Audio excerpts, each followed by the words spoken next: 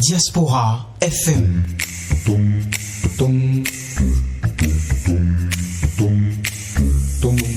Diaspora FM, en direct de la Fondation Espace Afrique Civre de Glody, c'est le pied.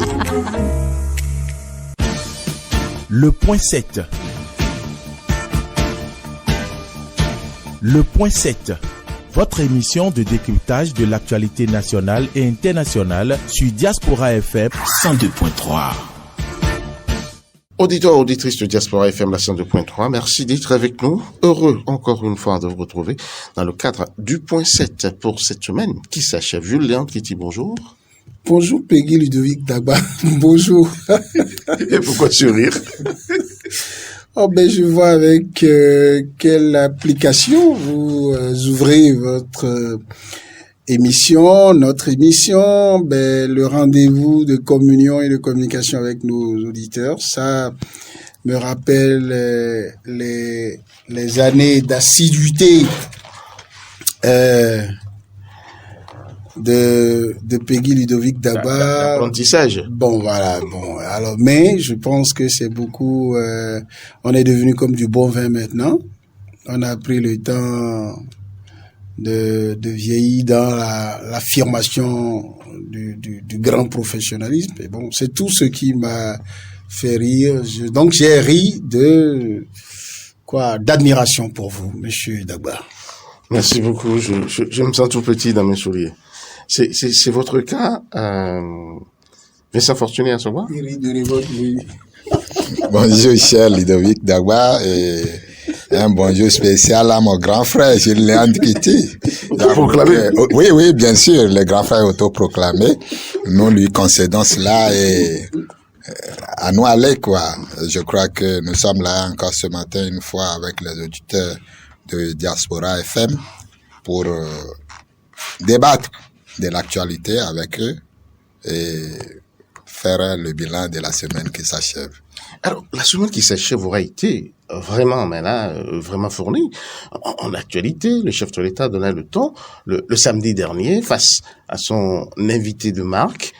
On ne le croyait pas, on ne savait pas qui il était, vraiment dans le vrai, parce que sur l'une des questions à lui poser par rapport à la vraie fausse ou affaire de limogeage, où il confirmait la présence encore de Séverin Quenhomme comme ministre de son gouvernement, il s'est empressé d'affirmer ça peut changer ce soir ou demain. Et le lundi, on a eu le résultat. Qu'est-ce que vous en dites? Non, je ne sais pas. Vous savez, je l'avais déjà dit ici, au cours d'une émission, quand le chef de l'État, même il y a environ un mois, il disait qu'on ne change pas une équipe qui gagne.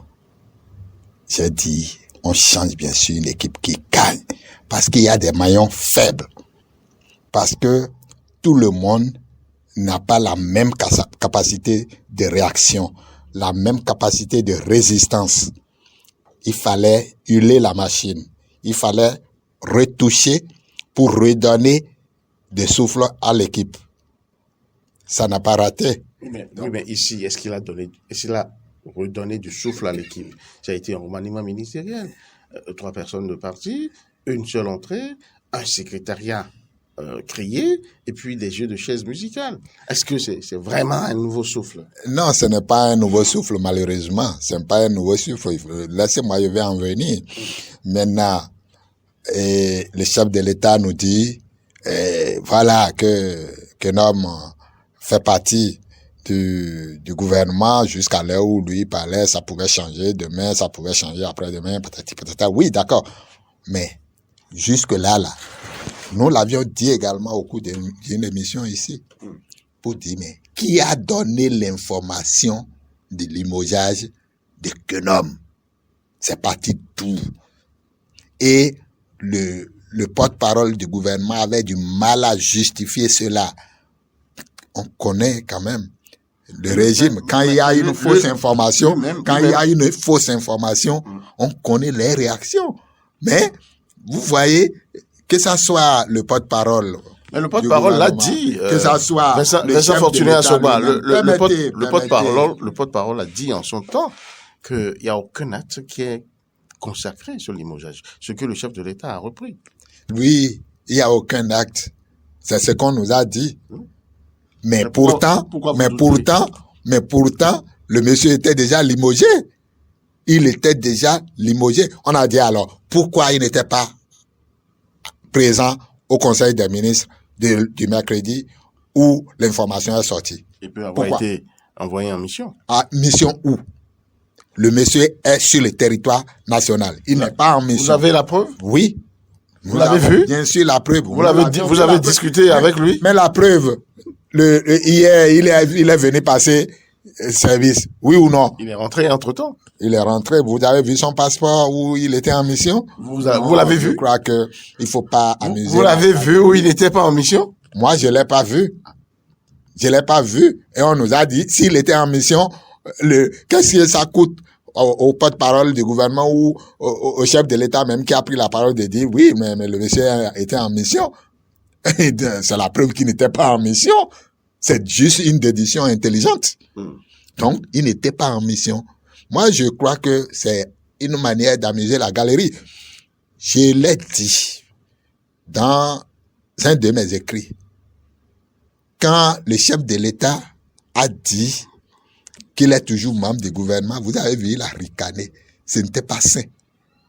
L'analyse du discours politique vous oblige à voir que ce que le monsieur a dit et il a ricané n'était pas du tout sérieux. C'est ça justement. Quand moi, de ma position, je me suis reculé, j'ai regardé, j'ai écouté et j'ai vu la manière de faire, ça prouvait directement qu'il n'était pas sérieux parce que lui, il a fini de dire ça, il a ricané. C'est quoi? C'est dire que j'ai servi quelque chose. C'est ce que ça voulait dire. Mais aujourd'hui, l'histoire a donné raison à ceux à qui ils ont donné l'information. Puisqu'on a voulu faire croire que c'est faux, on ne sait pas d'où est-ce que l'information est partie. Mais un gouvernement, on dit qu'un ministre est limogé, on a fait 72 heures, et on vient, on dit, on ne sait pas d'où est-ce que l'information est partie. Et puis après 72 heures après, encore, on dit, bon, que le monsieur est parti du gouvernement. Je crois que il y a beaucoup déjà plus sérieux et il faut qu'on prenne les Béninois beaucoup plus au sérieux. Parce que il s'agit d'un gouvernement. Il s'agit d'un ministre de la République. Et c'est les affaires de l'État, il s'agit. Je crois qu'on pourrait nous dire clairement, il est limogé. Pourquoi pas? Mais dire, ça pourrait changer demain, ça pourrait changer après-demain. Non, pourquoi? Pourquoi nous casser ça? Ils sont payés par les frais du contribuable. Donner la vraie information aux contribuables. Et on fait semblant maintenant de toucher, de remanier le gouvernement. Alors que même les ministres aussi qui sont sortis avec Monsieur Kenom seraient aussi cités pour des fautes. Je n'en sais rien. Ils n'ont donné aucune explication. Hein? Aucune. Mais Dame Rumeur est passée par là. Comme toujours. Oui, voilà. C'est pourquoi je dis, je n'en sais rien. Mais Dame Rumeur est passée par là. On y revient. Voilà. Le temps que je prenne l'avis de Julien Kitty sur quand même le sujet ou le pan de votre développement. Alors, Julien Kitty, est-ce que vous avez particulièrement quelque chose à reprocher au président de la République dans cette affaire de remaniement? Oui, j'ai coutume de dire que parfois l'animateur d'un débat se trouve en train de poser des questions qui parfois ne viennent pas de lui ou ne tiennent pas compte de son degré d'intelligence, comme c'est votre cas. Je vous sais très intelligent. Mais parfois, vous êtes obligé de vous mettre dans la peau du citoyen. Des populations, des auditeurs. Donc, parce que si ça venait de vous et moi, nous savons que le seul type qui est élu président de la République, c'est Patrice Talon. C'est lui qui forme son gouvernement, nomme ses ministres et les appelle donc pour l'aider à mettre en œuvre son programme d'action du gouvernement dans chaque département. Et lorsque ça lui plaît de les changer, il le fait encore. Il a la latitude même de réduire les postes ministériels jusqu'à 5 personnes, lui en voudra. Et donc, qu'est-ce que je peux reprocher à président de la République quand il procède à un remaniement ministériel. Non, sur le coup, non. Maintenant, sur la pertinence, l'efficacité, parce qu'en tant que citoyen et en tant qu'analyste, mieux que d'autres, je suis appelé à voir est-ce que c'est pertinent de faire ça dans ce timing-là. Pour quel objectif? Parce que le seul devoir que le chef de l'État a vis-à-vis de moi, citoyen, lorsqu'il procède à un remaniement ministériel, c'est l'information sur la vision qu'il est censé signaler. Parce qu'il a été élu pour dire aux Béninois, je suis rassasié de solutions à des problèmes, à des stratégies pour traiter le pays, donc l'ensemble, vers le mieux-être. Est-ce que le droit constitutionnel à l'information dans le limogeage ou non, le limogeage à polémique du désormais ancien ministre de la Justice, Séverin Quenome, le très très ancien puissant Séverin Maxime Quenome, je peux dire oui, il y a eu un quiproquo. Vous savez... Ou un hiatus. Oui, moi je me suis dit, c'est difficile parfois de se séparer lorsqu'on est même au sommet de l'État de quelques collaborateurs qui se sont avérés à l'informel comme au formel, comme étant quelqu'un de très proche. Il est de notoriété publique, Séverin Quenome fait partie des ministres qui étaient à justice considérés comme étant dans le cercle restreint du chef de l'État. Ne serait-ce que pour avoir été son avocat personnel, ne serait-ce que pour l'expression de l'autorité qu'on notait dans les décisions, les prises de parole en public de Séverin Quenome.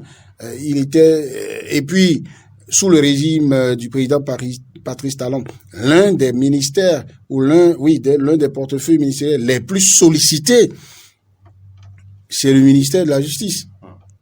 Quand vous quittez le ministère des Finances, où on a un gouvernement donc qui est très dynamique sur la mobilisation des ressources financières, mais vous avez des dossiers plus inattendus au tribunal tout le temps. La criette, ça fait désormais l'actualité de tous les temps au niveau des citoyens béninois dans leur vécu quotidien. Donc le ministre de la Justice est appelé tous les jours. Regardez, il n'y a qu'à lire la presse béninoise et même sous-régionale. Il y a toujours des affaires devant les tribunaux qui font jaser. Donc à partir de ce moment, un ministre du genre est forcément dans le cercle restreint du chef de l'État. Mais que celui-là, on en soit là, et qu'un média qui est compté parmi plus ou moins les plus sérieux du pays actuellement, même si Canal 3 n'est pas exempt de reproches, mais que ce média annonce avec tant de certitude, d'accord? Que ce média annonce avec tant de certitude, et que le média ne revienne pas démentir son information, que le porte-parole ne se soit pas empressé de reprocher aux médias d'être allé vite en besogne, que de l'intervention du porte-parole, il n'y ait pas eu un reproche formel fait ne serait-ce que par faiblesse, par déformation professionnelle, parce que Wilfrid Léandre Ngwedi, il est d'abord journaliste avant d'arriver là. Il a un passé de journaliste. Voilà. Et ça, on peut l'excuser que lorsque de reprocher à ses confrères de ne pas donner la vraie information. Ça n'a pas été le cas. Il a juste dit, je ne sais d'où ils ont tiré leur information. Et moi, je n'ai pas encore un acte. Ça donne l'impression d'une fuite en avant. Non, ça donne l'impression d'une passivité bienveillante que des citoyens qui veulent être tatillons peuvent interpréter comme une caresse suspecte. Et donc, maintenant, après, j'ai déjà eu l'occasion de vous le dire, lorsque je me mets dans la peau du porte-parole, la peau dans laquelle se trouve Wilfrid Léandre Ngwedi, c'est un exercice délicat. Vous avez habitué les gens à leur parler dans un timing donné lorsqu'il y a des sujets importants, donc difficile de botter ça en touche, vous êtes obligé d'en parler. Deux, vous êtes quelqu'un qui est extrêmement outillé pour en parler. Il s'agit d'un sujet tellement important que, écoutez, vous ne pouvez pas ne pas donner l'information. Voilà que à l'état actuel où se trouvaient les choses, vous n'étiez pas encore autorisé, vous n'aviez pas encore l'information formelle à aller livrer en tant que porte-parole. Parce que c'est la différence entre la communication et le rôle d'un porte-parole mis ensemble et le droit à l'information, le travail de collecte, de traitement. Les journalistes, eux, ils vont collecter les informations, ils les traitent, les diffusent sans état d'âme, pour peu que ce soit vrai. Mais le communicant, il a l'information, il a beaucoup plus en état de renseignement, donc des intérêts, des enjeux, et il travaille l'information, non pas pour servir le mensonge, mais pour minimiser les effets néfastes sur l'autorité ou l'organisme qu'il défend, dont il gère l'image, et valoriser davantage ce qui arrange. Maintenant, en tant que porte-parole, lui n'invente pas la parole. Et il a dû dire, je n'ai pas encore d'acte officiel qui dit qu'il y a limogeage. Donc, il avait raison de parler comme ça. Tous ceux qui trouvent qu'il était ridicule, il devrait... Non, je pense que Wilfried Léon Mbedi est resté...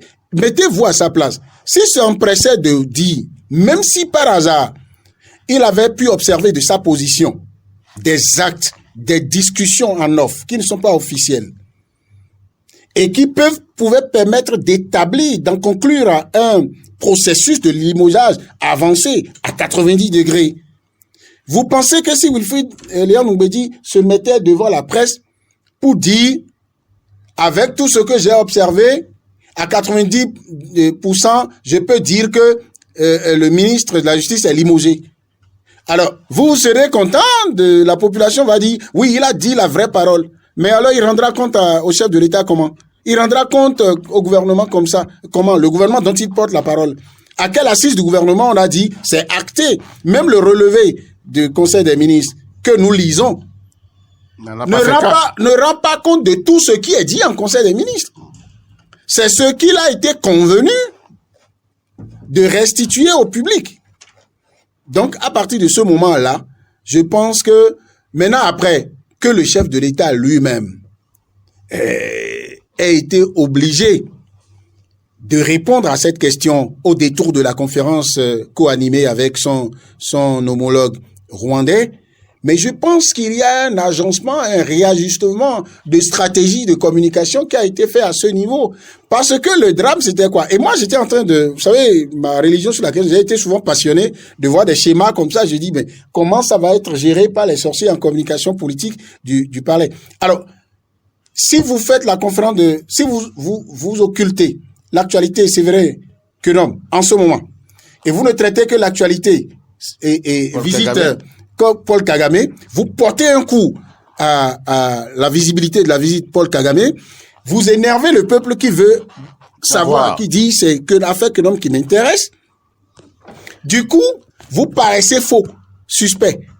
Et vous n'obtenez le bon résultat de communication ni d'un côté ni de l'autre. Alors, qu'est-ce qu'il fallait faire? Il faut donc trouver une place à l'actualité Séverin Keunom dans l'orchestration globale autour de l'actualité Kagame. Du coup, l'actualité Kagame est retenue comme l'actualité majeure. Mais pour ceux qui sont venus là, avec comme priorité d'en savoir sur l'actualité Keunom, vous leur en dites quelque chose, mais vous changez l'acteur qui en parlait. Et vous montez d'un cran. Qu'est-ce qui a été fait? Donc, le porte-parole n'en a plus parlé, puisque ces conférences de presse entre deux chefs d'État, le chef de l'État béninois répond à la question. Donc, il est la personne la mieux indiquée, la personne qui était censée prendre la décision qui n'avait pas été prise et dont parlait Wilfried Léon Mbedi. Jean, je vous ai dit que mon papa n'a pas encore dit que notre maison a connu tel soubresaut. Et il se fait que nous sommes venus à un rendez-vous de la parole publique des papas. Mon papa prend la parole, nous vous donnons l'autorisation de lui poser la question là-dessus. Ça veut dire, nous respectons votre droit à l'information. Ce que vous étiez en train de nous refuser, de nous dire que nous vous violons. Et donc, puisque le journaliste, on ne lui a pas dit, vous n'avez pas le droit de poser cette question. Et il a posé la question. Alors, le chef de l'État lui dit, le ministre Keunom demeure encore ministre de la Justice, puisque il n'y a pas eu un décret qui a été pris. Celui qui doit prendre le décret C'est moi. Donc, n'allez pas chercher ailleurs. Mais il ajoute, ça peut changer dans les heures qui viennent. Ça peut changer demain. C'est pour dire, je reconnais quand même que ce qui s'est passé là, ça montre que il n'y a pas de fumée sans feu. D'accord. Donc, il y a des soubresauts, mais étant maître du couvent, concédez-moi de ne pas venir tout livrer comme ça. Et donc, finalement, je pense que la perte de côte qui planait sur le gouvernement a été plus ou moins bien jugulée. Maintenant, qu'on venait encore aller déposer ça dans un remaniement ministériel où on a sorti plus que Séverin Quenome, justement, c'est quand même suffisant pour que vous puissiez laisser tomber la polémique à la Fortuné Assomba. Pour embrayer là-dessus, un certain Hervé Roumain, finalement, habitué aux sorties du gouvernement, est définitivement parti.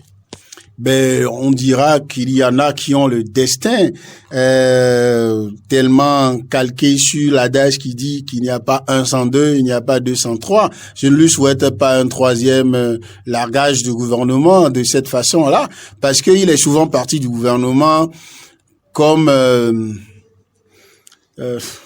quelqu'un qu'on appelle pour venir faire quelques courses après.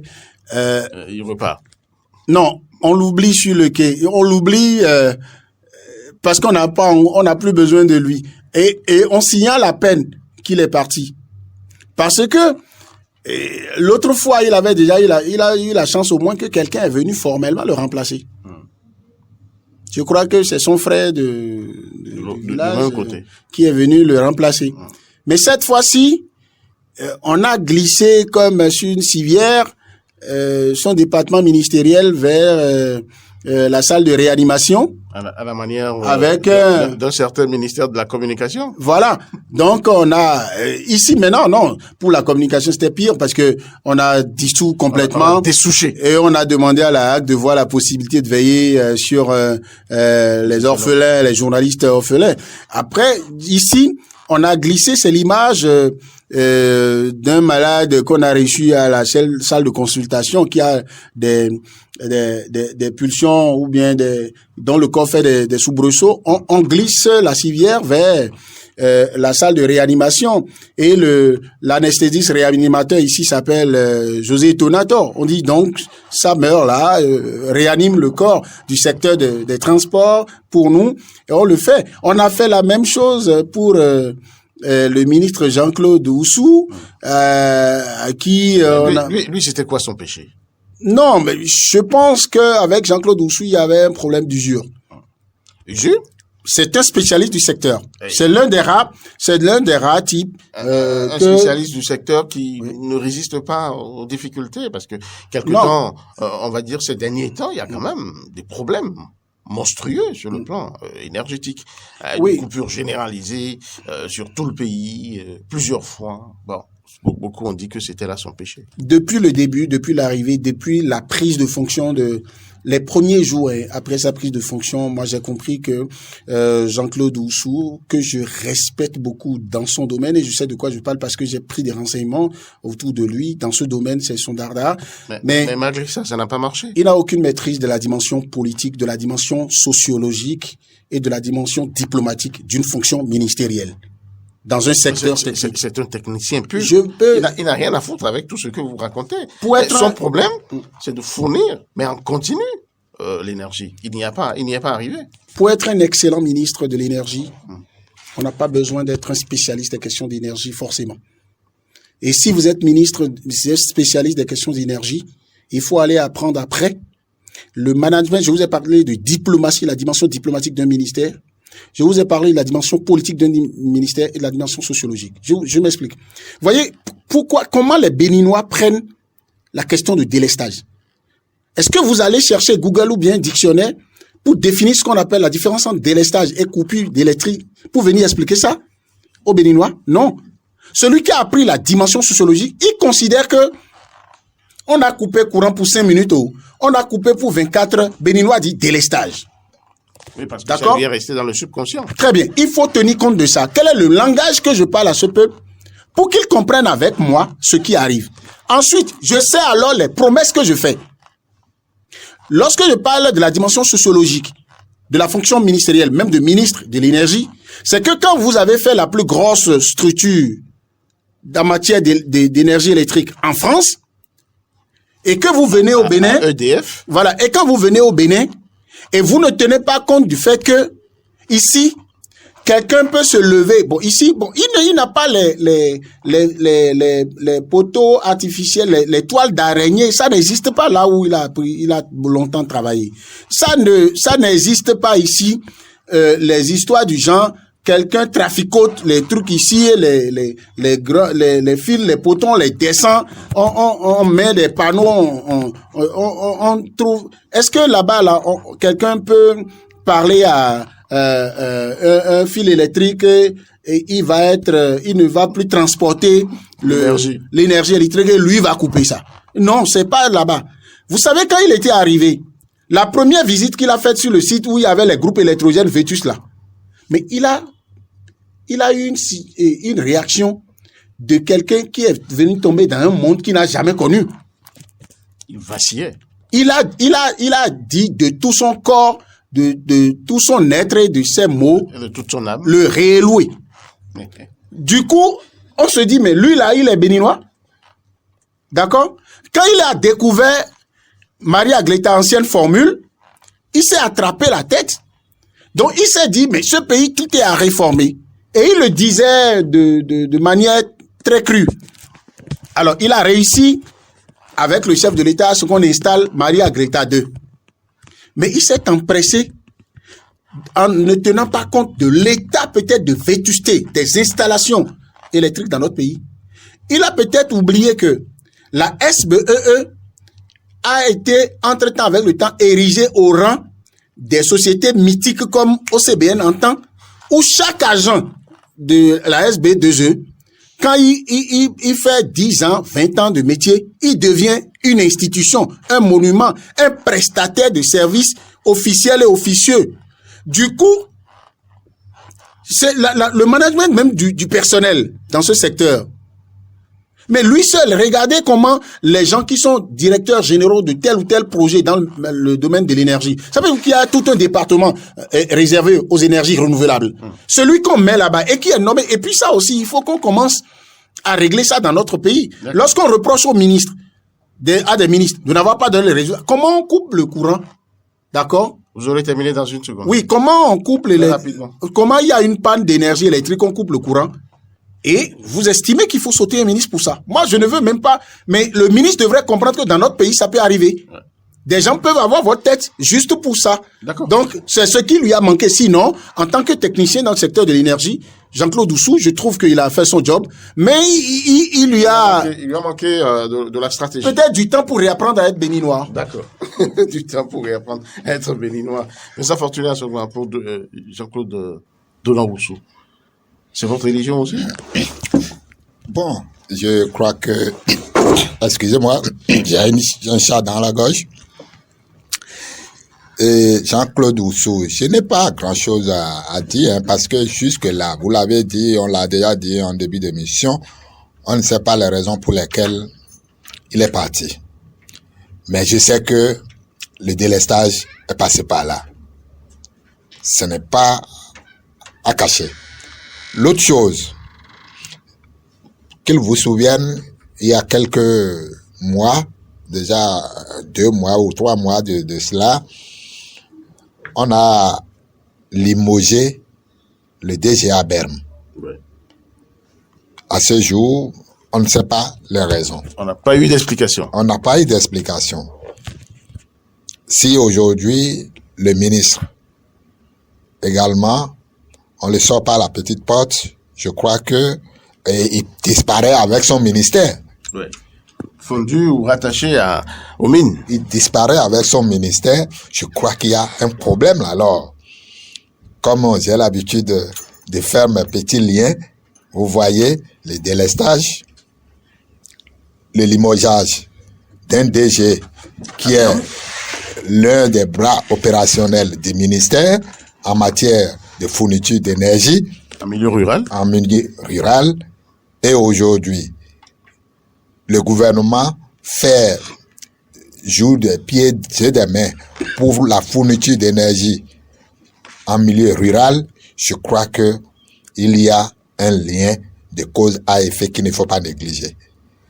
Même si aujourd'hui, le gouvernement garde le silence pour des raisons qui ont fait partie le ministre, pour des raisons qui ont fait partie le DG cité, et pour des raisons qui ont fait disparaître ce département ministériel, je crois que on n'a pas besoin d'être sobornant avant de savoir qu'il y a un sérieux problème, qu'il est reproché au DG et à son ministre quelque chose de très sérieux, quelque chose de très important que les Béninois devraient savoir en temps normal. Mais malheureusement, nous n'avons pas cela. Le ministre, quand on évoque son nom, ça me fait rire. Et le jour, comme Julian Kitty l'a dit, où il est allé à Kwakba, aller découvrir les groupes électrogènes. J'ai encore en mémoire la poésie qu'il avait récitée. Il a récité une poésie, je me demandais s'il maîtrisait vraiment les réalités de notre pays, le Bénin. Et finalement, je me rends compte que, effectivement, ils ont des idées, des grandes boîtes, mais ils ne savent pas ce qui se passe dans notre petit pays, le Bénin, mais au poids lourd, comme le disait le général Mathieu Kérékou. Le Bénin reste le Bénin. Ce n'est pas comparé à la France. On ne peut pas travailler à EDF et prétendre... Julien Kitty l'a dit. Voilà, exactement. On ne peut pas travailler à EDF et penser que on est suffisamment fort, on est suffisamment armé pour venir travailler sur les installations électriques au Bénin. Ce n'est pas évident. C'est pas la même chose. Finalement, Julien Kitty et vous pensez la même chose sur la question. Je remonte à Hervé Récoumé, sans vouloir revenir un peu sur le débat fait par Julien Kitty, mais lui nourrit le rêve de retourner à l'Assemblée nationale, alors que son suppléant a déjà pris fonction, a déjà été investi député. Vous voyez, c'est ça, quand on vous dit dans ce pays, les lois, notamment votées, n'arrangent pas le peuple. Jamais l'histoire du Bénin n'a connu une telle situation. Quand un député, il est élu, on l'a mis sur la liste, il est élu, il est ministre, il est élu, c'est lui-même qui a écrit, qui a dit, je démissionne, je laisse ma place à mon suppléant. Son suppléant va s'installer, un mois après, il va écrire pour demander que lui revienne au Parlement. Non, au-delà de la beauté, vous pensez que quelqu'un qui a déjà été investi,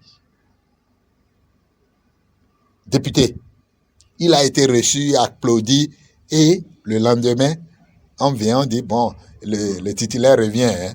Vous voyez que nos députés de la 8e ou bien de la 7e, je ne sais pas, la 8e législature. Certainement, qui a fait cette loi, c'est irréfléchi. Il faut que l'on comprenne quelque chose. Pour maintenir la stabilité sociale, il faut éviter certaines choses. On n'est pas habitué à un truc du genre. Ça voudra dire quoi?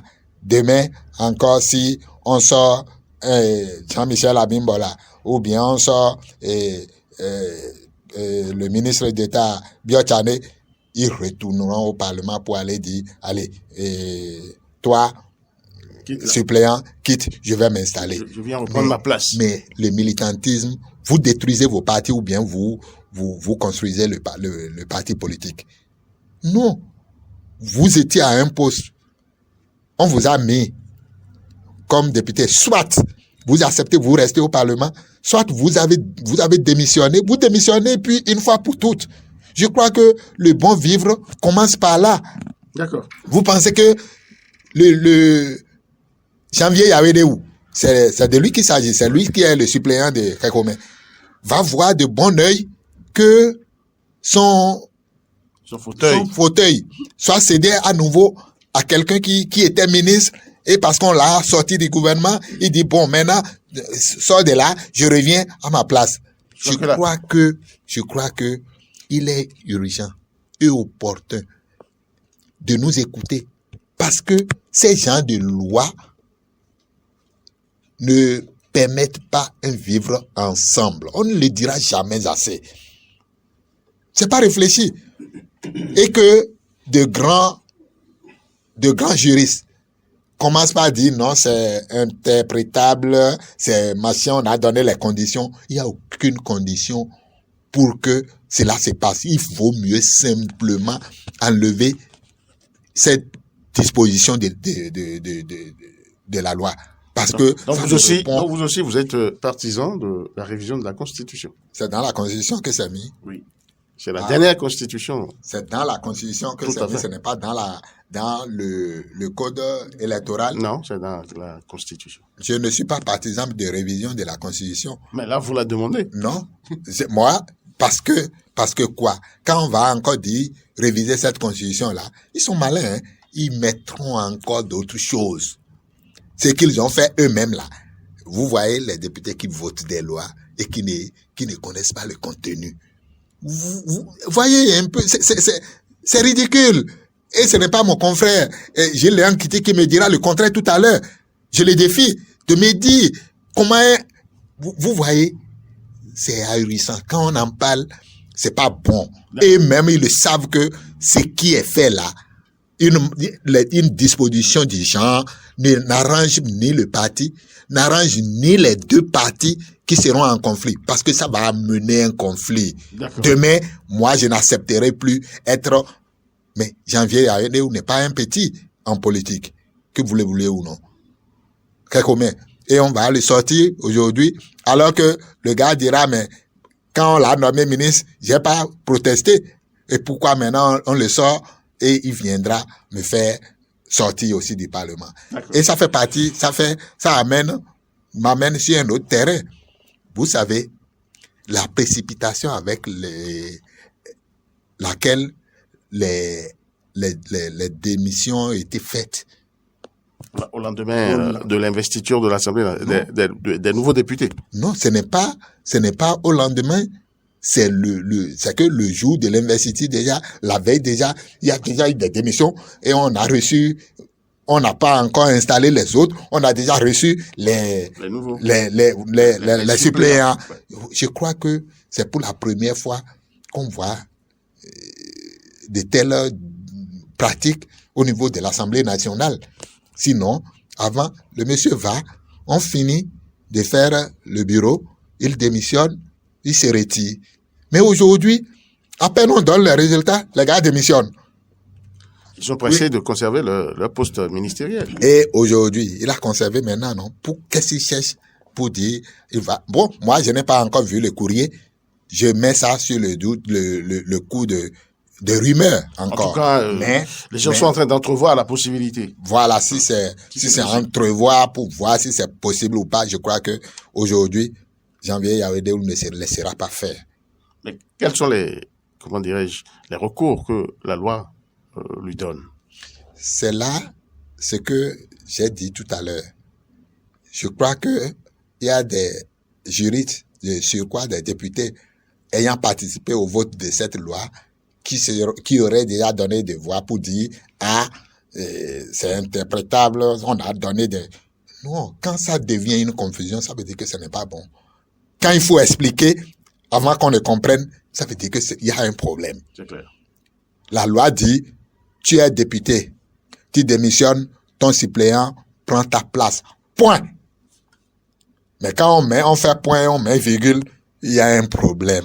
C'est le point virgule là qui amène les soucis là. Et je dis bien, moi je vais voir sa réalisation et ça me permettra quand même d'opiner de façon plus posée, de façon plus raisonnable. Parce que là, c'est encore des rumeurs. Je vais voir, depuis que... Non, la Cour constitutionnelle est là, pour dire le droit, au moment opportun, de toutes les façons. Certainement. C'est pourquoi je disais tout à l'heure que le député Janvier Aïdéou ne se laissera pas faire.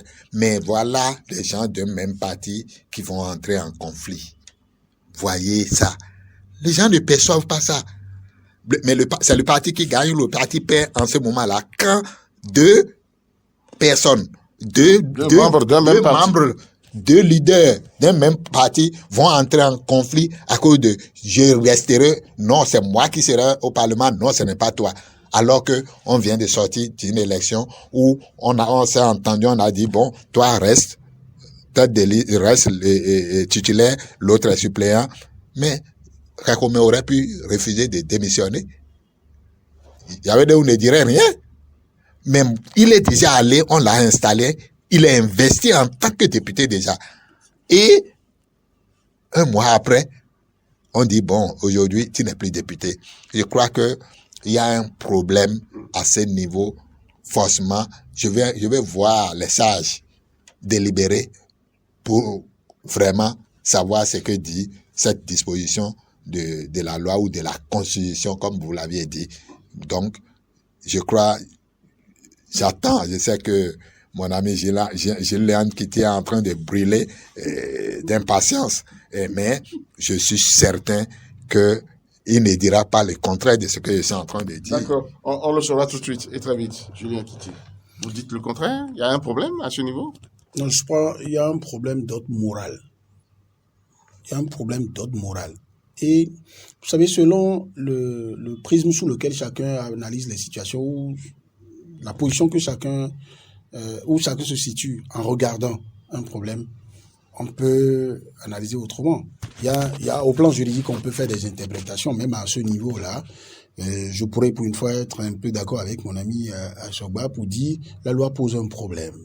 On légifère pour l'amélioration du vivre ensemble et on légifère pour l'avenir. Donc pour traiter l'organisation sociétale d'un point A vers un point B plus élevé, mais pas pour descendre dans des interprétations chrysogènes.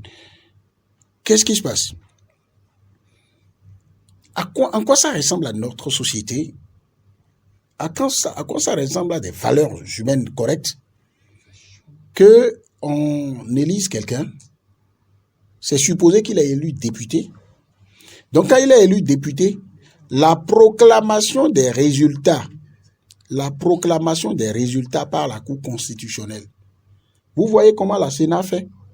Vous voyez comment la Cour constitutionnelle, quand elle finit de vider le contentieux, quand elle consacre les choses, pourquoi dans la proclamation, on recite les noms de tous ceux qui sont élus? On pouvait dire, vous connaissez ceux qui sont sur les listes, tel nombre de députés, donc on voit dans l'ordre de positionnement des gens, et on dit c'est eux qui sont élus. On prononce leurs noms, on les appelle nommément, parce que en droit, il y a le principe de la responsabilité personnelle devant la loi. La responsabilité personnelle au sens positif comme négatif, c'est-à-dire que nous sommes ensemble à bénéficier d'une conséquence de droit. Après, chacun a sa part de bénéfice qui lui est accordée. Et le jour où quelqu'un doit perdre ça, c'est sa part qu'on prend. On ne prend pas toute la part de tout le monde ensemble. De la même manière, nous sommes ensemble à tomber sous le coup de la loi. Donc, à être convaincus de faits répréhensibles. Dans la faute collective, la loi réussit à définir la responsabilité individuelle de chacun pour situer le degré de sanction à subir. Qu'est-ce que je veux dire par là? Lorsqu'on a fait une élection et un certain nombre de députés sont élus, ça veut dire qu'un jour, M. Hervé Khékome a été déclaré donc élu député. Donc il a porté ce titre-là.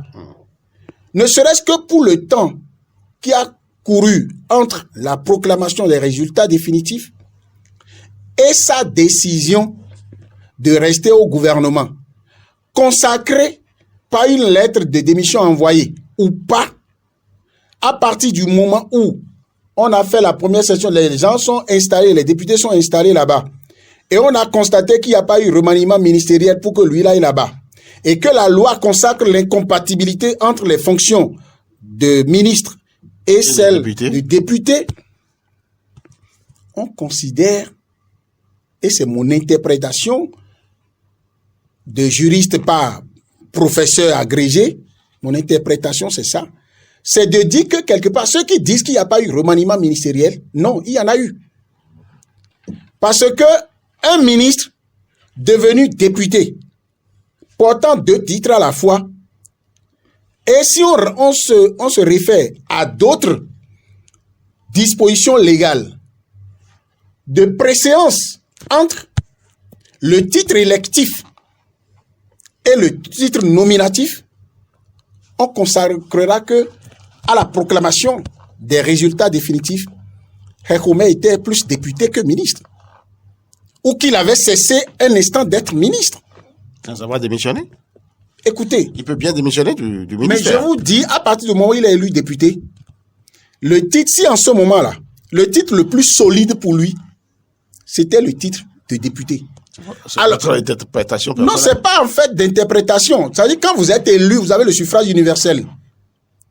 Mais c'est comme... Ah, d'accord. Vous restez dans l'étage entre, comment dire, La stratification entre les- le poste électif Oui, et le poste nominatif. D'accord.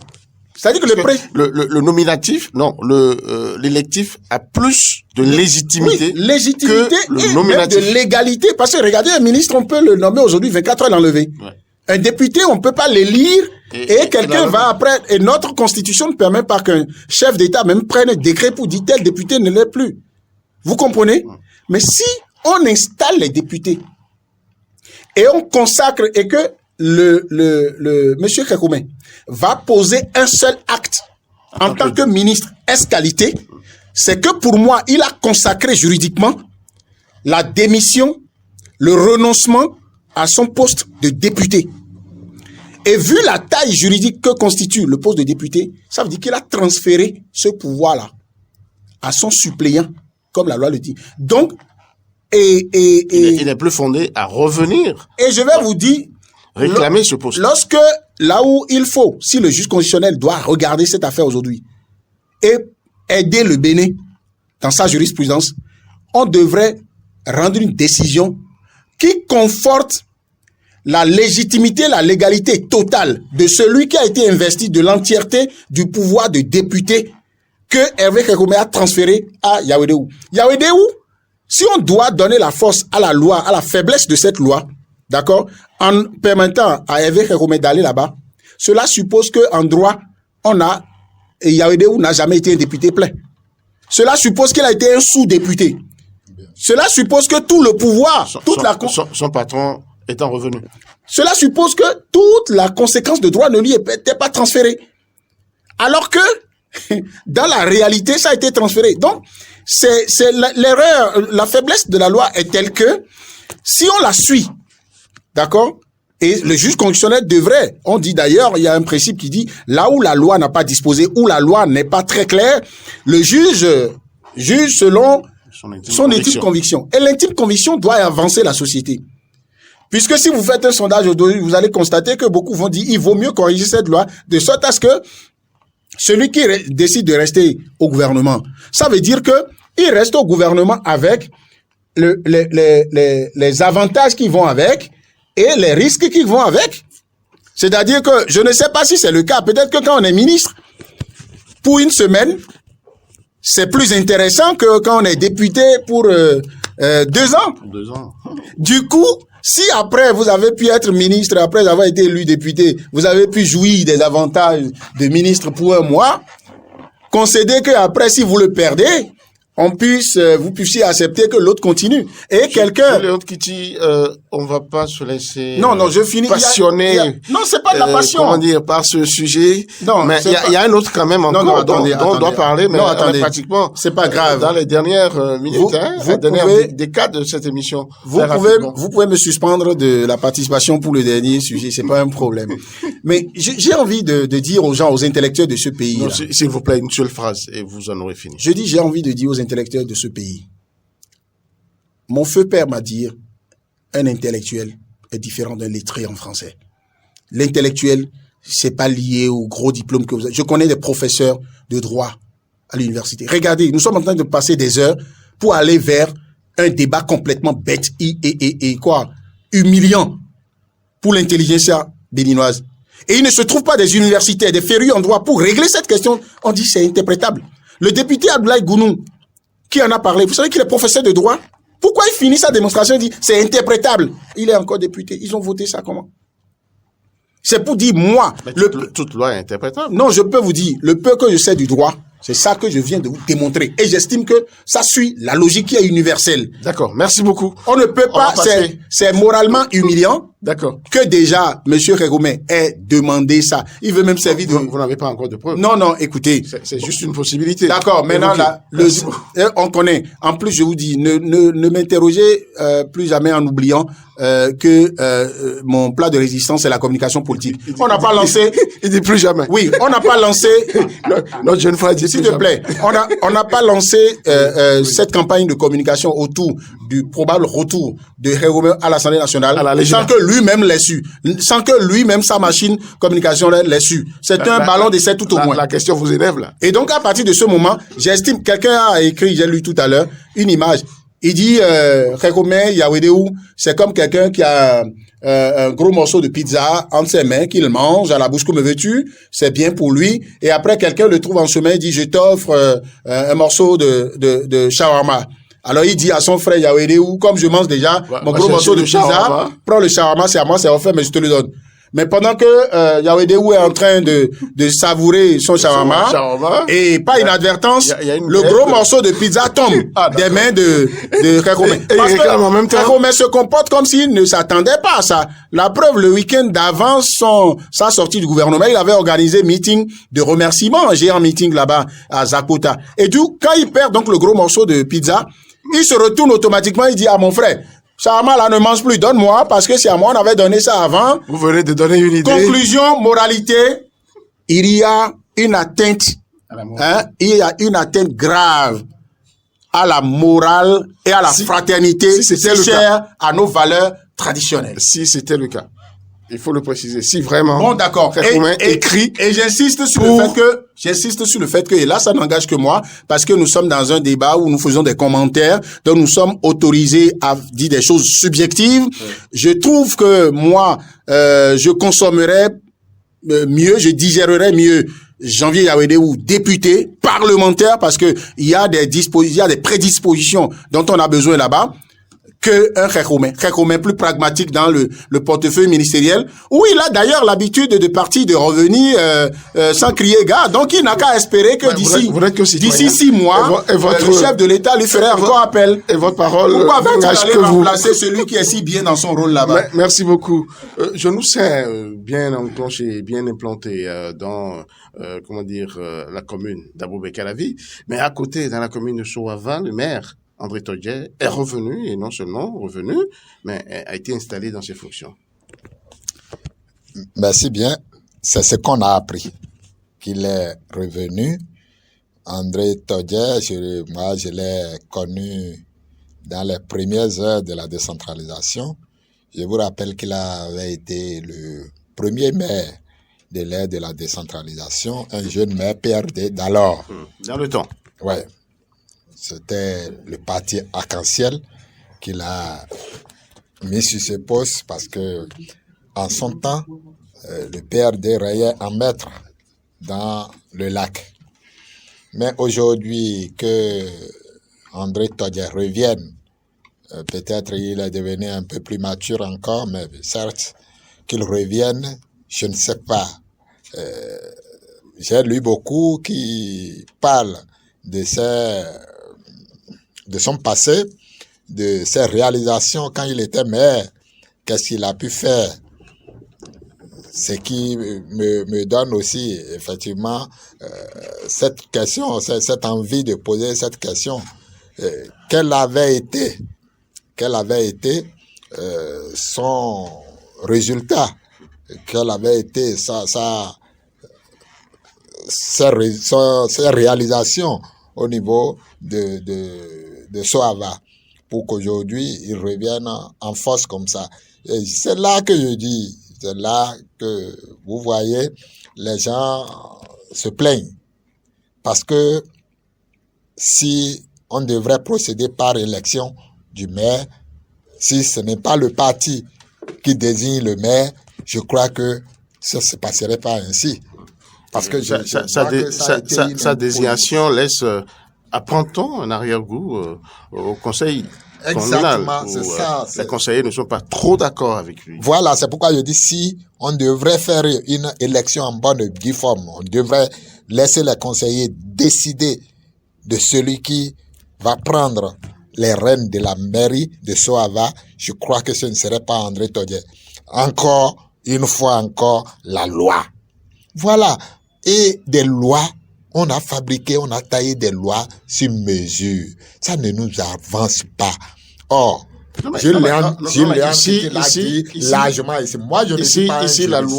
loi a institué les partis politiques comme étant désignateurs des maires au sein des conseils communaux. C'est pour régler quand même un problème. Non, ça là, ce n'est pas régler un problème. Vous savez, là où moi je suis assis, vous êtes là, vous êtes chef de parti. J'ai mes affinités avec vous.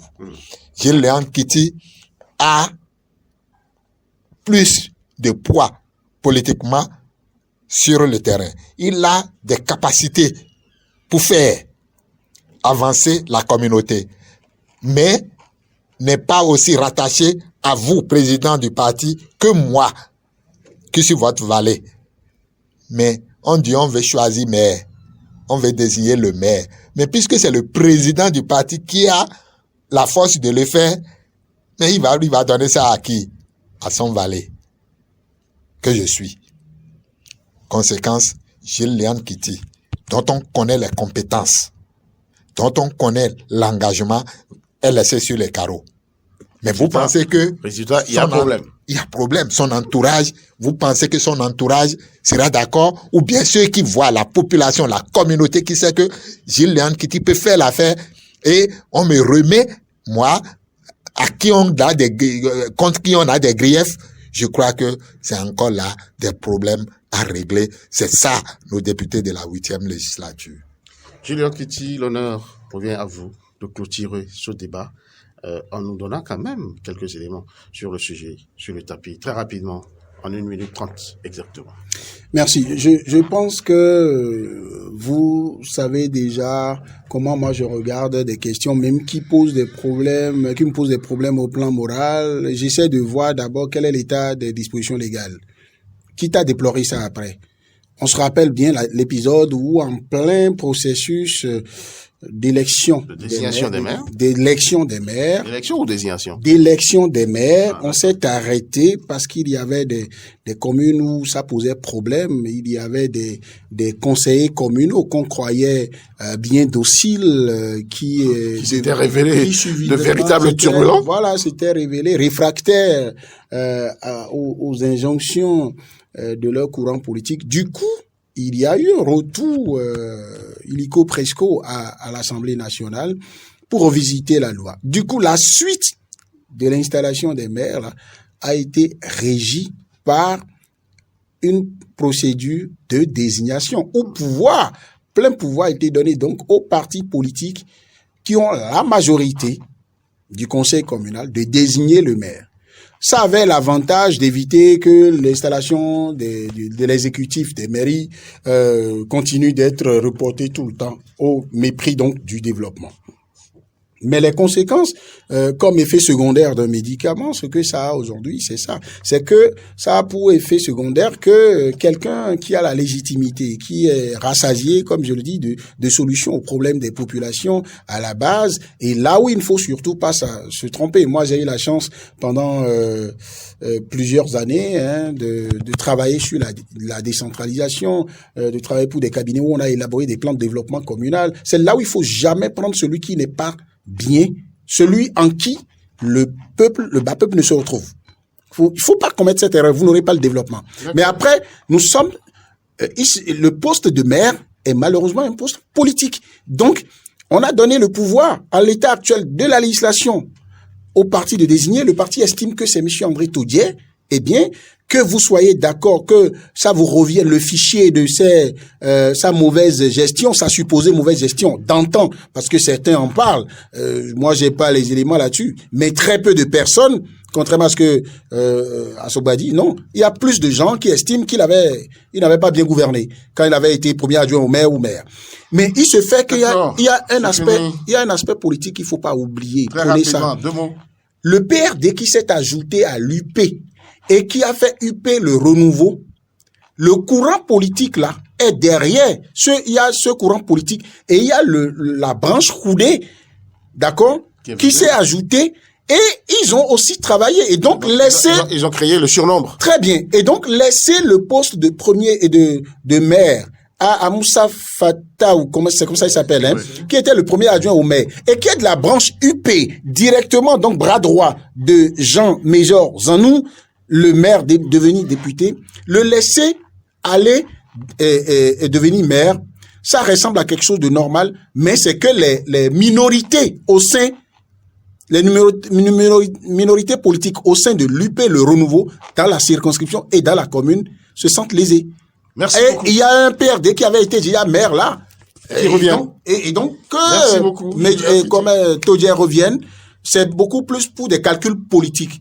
Mais est-ce que la branche l'enfant développement va être sauvé? Il est, en tout cas, sous, comment on appelle ça? Sous oxygène. Et il faut attendre Todier pour voir s'il va, par un réarmement moral et spirituel, tenir tout le bien qu'on peut attendre de lui. Merci à vous, Julien Kitty. Merci également à vous, Vincent Fortuné à Sokbar. Le débat s'est fait et franchement a pris beaucoup de temps, hein, surtout le premier, un sujet qui passionne, et il fallait aller dans tous les recoins quand même pour apporter la lumière, l'éclairage qu'il fallait aux populations. Merci d'avoir été avec nous. À vendredi prochain. Le point 7. Le point 7. Votre émission de décryptage de l'actualité nationale et internationale sur Diaspora FM 102.3. Diaspora FM.